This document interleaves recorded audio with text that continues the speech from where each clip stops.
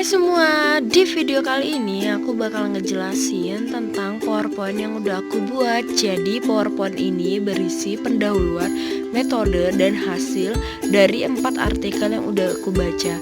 Setiap artikel nantinya dibuat dalam bentuk PowerPoint yang berisi tentang pendahuluan, metode, dan hasil.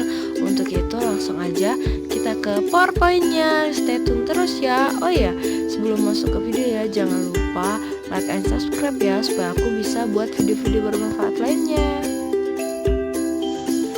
Yang pertama artikelnya adalah tentang pengaruh penambahan kombinasi konsentrasi ZPT, NAA, dan BAP terhadap pertumbuhan dan perkembangan biji Dendrobium Tarulinium JJ Smith secara in vitro. Pendahuluannya yaitu anggrek Dendrobium Tarulinium hanya terdapat di Pulau Seram nih guys, Provinsi Maluku, dan distribusinya terbatas di Seram, hanya di bagian utara dan tengah. Hal ini disebabkan oleh isolasi dari pegunungan dan bentuk wilayah yang merupakan pulau. Jadi anggrek ini hanya terdapat di Pulau Seram, Provinsi Maluku. Habitat dominan dari anggrek Dendrobium Tarulinium ini ada di dataran rendah dan banyak ditemukan tumbuh di pohon tepi laut. Selain dia hanya di Maluku, dia juga hanya ditemukan di dataran rendah dan di tepi laut.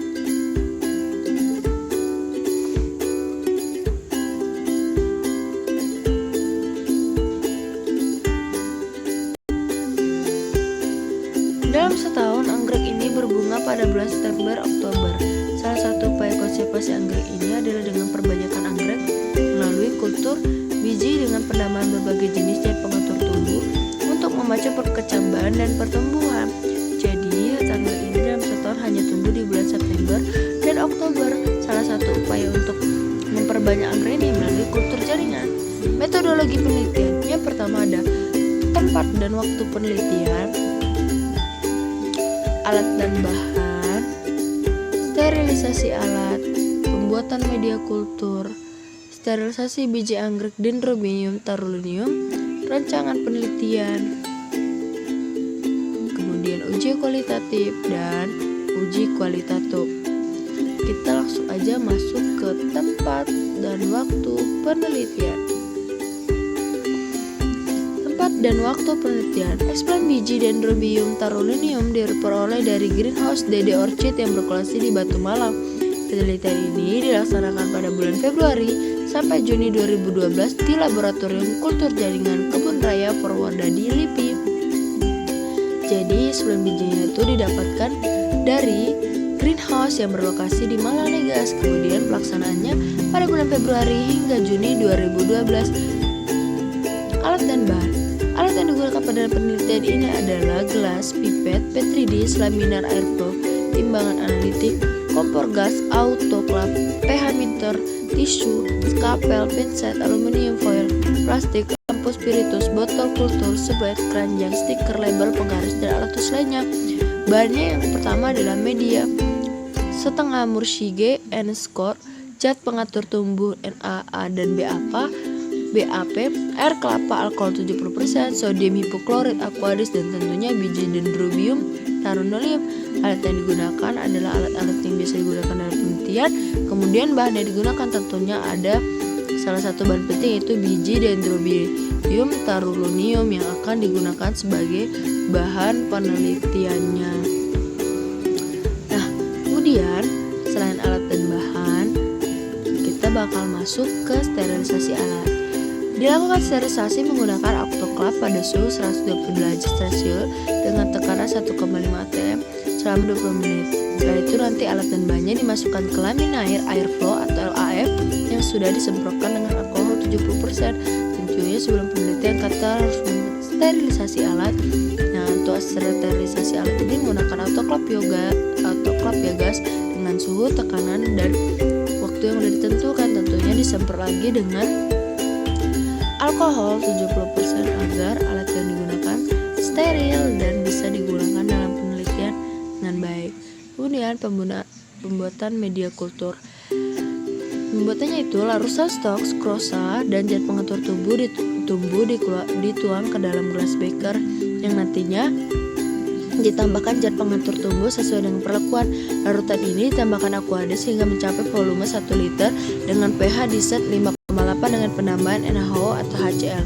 Media nantinya dipanaskan di atas api hingga mendidih, dituang ke dalam botol kurang lebih 20 ml, dilanjutkan sterilisasi menggunakan autoclave pada suhu 121 derajat Celcius, tekanan 1,5 atm dan selama 20 menit. Nantinya ketika suhu autoclave turun, media dikeluarkan dan diuji kontaminasinya selama kurang lebih 1 minggu. Kemudian sterilisasi biji anggrek Dendrobium tarolinium. Setelah itu nantinya biji dikeluarkan dari desikator, kemudian diletakkan di kertas saring. Nantinya ditutup rapat dan dilipat menggunakan stapler. Kemudian dimasukkan ke dalam larutan klorox 10% mengandung 0,5 NaOCl. Selama 30 menit dibilas dengan aqueous steril sebanyak 3 kali masing-masing 10 menit nih. Nantinya kertas saring yang berisi biji diambil menggunakan pinset dan dipindah dalam petri dish. Biji anggrek diambil dengan jarum dan disebar pada permukaan petri dish menggunakan permukaan medium dalam petri dish. Nantinya ditutup, dililitkan parafilm pada bagian tepinya. Kemudian media yang berisi biji tersebut diinkubasi di rak kultur dan diberi penyinaran selama 16 jam neopotoriot dengan suhu 25 derajat Celcius.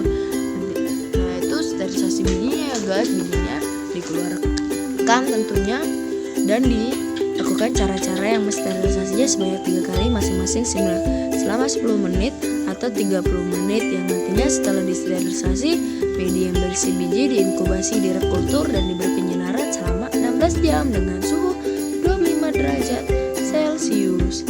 Kemudian rancangan penelitian. Rancangan penelitian ini menggunakan rancangan acak seperti pada gambar ini loh guys. Pada gambar pola faktorial dengan faktor kombinasi NaA dan BAP, masing-masing perlakuan dilakukan 3 kali ulangan. Nah, ini adalah rancangan penelitiannya menggunakan rancangan acak seperti di gambar. Kemudian kita masuk ke yang berikutnya adalah tentang uji kualitatif.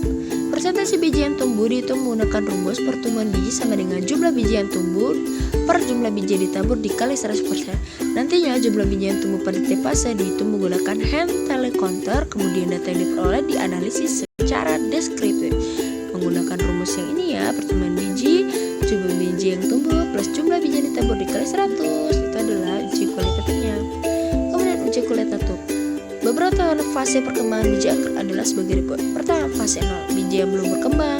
Fase 1, biji berkembang bentuk protokom. Fase 2, protokom dengan piromodia daun. Fase 3, protokom dengan daun pertama dan munculnya akar.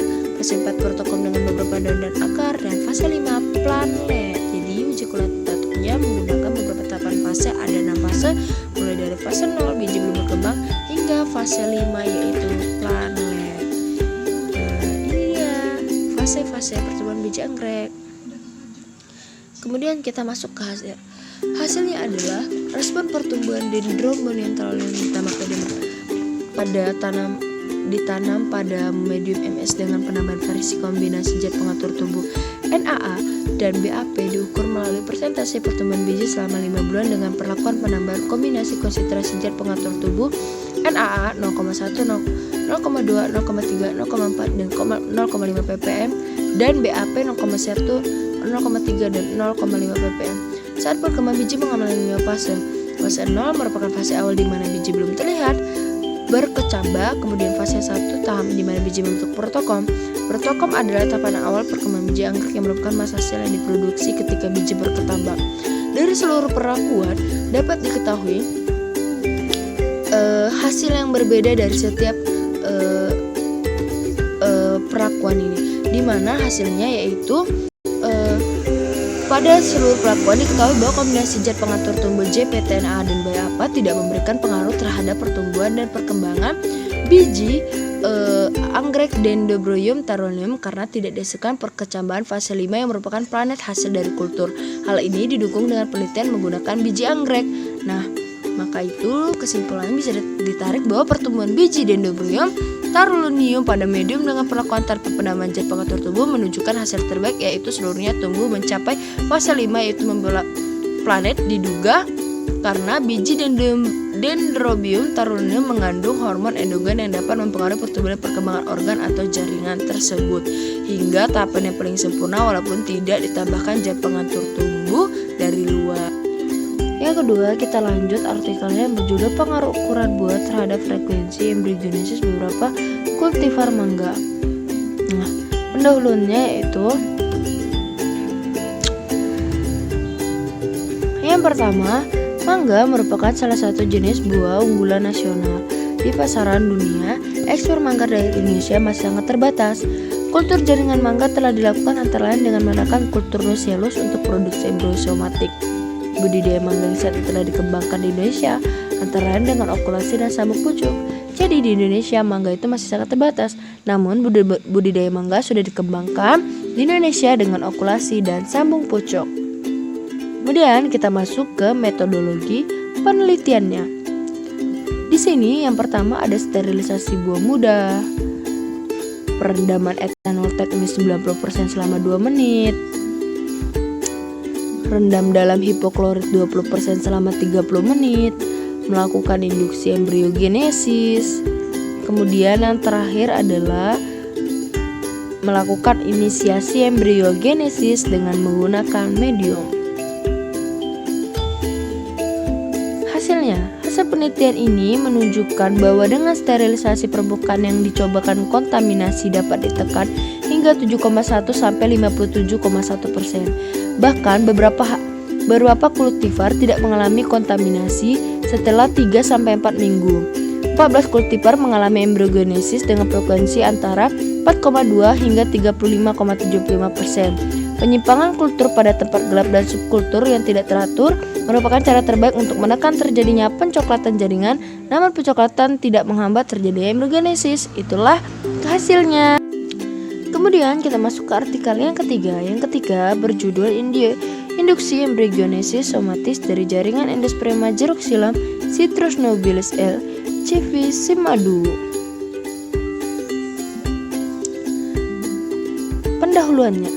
Pendahuluan, hampir seluruh sel kompeten tanaman dapat diinduksi menjadi sel embryogenik karena sel tanaman memiliki kemampuan totipotensi sel endoplasma jeruk siam bertipe inti bebas, di mana endosperma premier hasil fertilisasi ganda melakukan pembelahan inti tetapi tidak langsung membentuk dinding sel. Endosperma jeruk siam ini bertipe inti bebas, di mana nantinya endosperma primer hasil fertilisasi ganda melakukan pembelahan inti tetapi tidak langsung membentuk dinding sel. Nah, tanaman triploidnya akan menghasilkan buah tanpa biji karena ketidakseimbangan perpasangan kromosom saat meiosis. Faktor ini keberhasilannya antara lain tahap perkembangan jaringan endosperma dan formulasi media.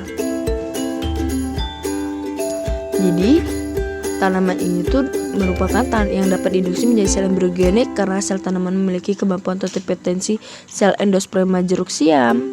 Kemudian metodologinya. Yang pertama, tempat dan waktu penelitian, bahan, induksi embryogenetik, embryosomatik, pemanjangan platelet, dan analisa statistik.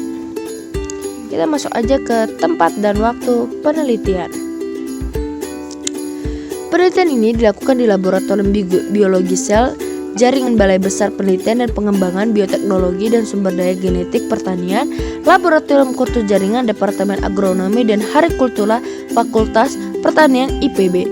Penelitian ini dilakukan pada bulan Februari sampai Oktober 2012. Jadi penelitian ini dilakukan di IPB.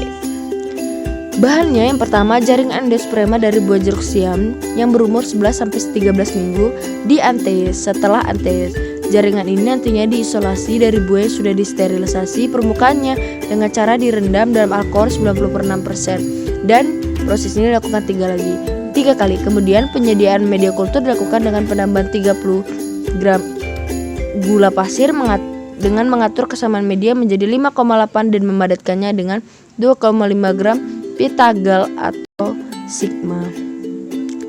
Endosperma dikulturkan pada media induksi pembentukan kalos yaitu media dasar MS dengan modifikasi formulasi vitamin media ME atau Morel Wetmore. Media dasar ditambah dengan 3 mg BA 30 gram gula pasir sebagai perlakuan, kemudian ditambahkan 0,1 mg biotin, 500 mg extra malt, 500 mg kasein hidrokslat CH, 0,1 mg biotin plus 500 mg Me dan 0,1 mg. Kemudian kultur endosperma diinkubasi dengan pencahayaan rendah dari lampu yaitu 40 watt dan 220 atau kurang lebih 600 lux nih selama 16 jam dalam satu hari. Suhunya itu 21 hingga 25 derajat Celcius. Pengamatan ini dilakukan 12 minggu dan penanaman in vitro terhadap presentasi pembentukan kalus embrionik yang diamati secara kasat mata terhadap struktur kalusnya. Jadi ini dilakukan menggunakan lampu yaitu rendah yaitu 40 watt 220 volt atau 600 kurang lebih 600 lux nih guys selama 16 jam per harinya dengan suhu 21 sampai 25 derajat Celcius dilakukan selama 12 minggu. Kemudian nantinya formulasi media pendewasaan adalah media MS modifikasi vitamin E dengan penambahan 0,5, 1,0, 1,5, 2,0, 2,5 mg ABA 250 mg glutamin, 7 mg biotin dan 0,5 pictagel dibiarkan diinkubasi pada ruangan kultur dengan penyinaran lampu 60 watt, 220 watt atau kurang lebih 1000 lux dengan penyinaran 16 jam. Pengamatan dilakukan terhadap jumlah embrio somatik ES total globura pendewasaan dengan bentuk hati torpedo kotilodon dan ES berkecambah. Hasilnya presentasi pendewasaan embrio somatik ES dengan morfologi embrio normal terbanyak yaitu 54,8% diperoleh dari media MS modifikasi tanpa zat pengatur tumbuh dengan konsentrasi pemadat ditingkatkan dari 2,5 menjadi 3 gram pitagal. Pada media yang sama, S dapat berkecambah secara langsung. Pemanjangan platelet terbaik yaitu 0,9 cm dilakukan pada media MS modifikasi dengan penambahan 2,5 mg GA3. Jadi presentasinya seperti hasil yang ada di PowerPoint ini loh guys. Jadi dia zat pengatur tumbuh dengan konsentrasi ditingkatkan dari 2,5 menjadi 3 dan seterusnya. Hai guys, kemudian kita masuk lagi ke artikel atau PowerPoint yang terakhir yaitu berjudul embriogenesis pada tanaman cendana. Nah, untuk itu kita langsung aja masuk ke pendahuluan dari PowerPoint ini. Pendahuluannya yang pertama yaitu cendana atau Santalum album L adalah salah satu komoditas yang bernilai tinggi. Tanaman ini hanya terdapat di NTT atau Nusa Tenggara Timur. Produksi tanaman ini tidak seimbang, oleh karena itu diadakan pengembangan dengan cara yaitu teknologi memberikan harapan besar yaitu kultur in vitro yang nantinya memperbanyak tetapi juga untuk memperbaiki karakter tanaman. Jadi selain kultur in vitro ini selain untuk memperbanyak tanaman ini juga dapat memperbaiki karakter tanaman. Metodologi penelitian. Penelitian ini dilaksanakan di Laboratorium Kultur Jaringan Balai Besar Penelitian Pengembangan Bioteknologi dan Sumber Daya Genetik Pertanian pada bulan Februari sampai Desember 2003. Bahan tanaman ini adalah embrio dari buah cendana muda dan dewasa yang diperoleh dari Nusa Tenggara Barat dan Yogyakarta. Jadi tadi tanaman ini hanya tumbuh di Nusa Tenggara Timur, tetapi bahan embrionya dari buah cendana yang muda dan dewasa yang diperoleh dari Nusa Tenggara Barat dan Yogyakarta.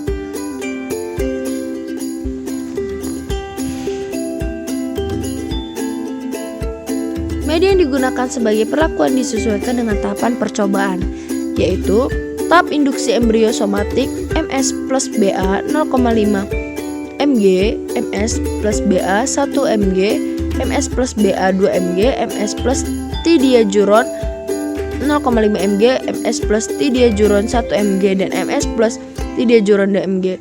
Tahap pembentukan embrio somatik sekunder yaitu MS plus IAA dan MS plus IAA 1 mg dan MS IAA 0,5 mg.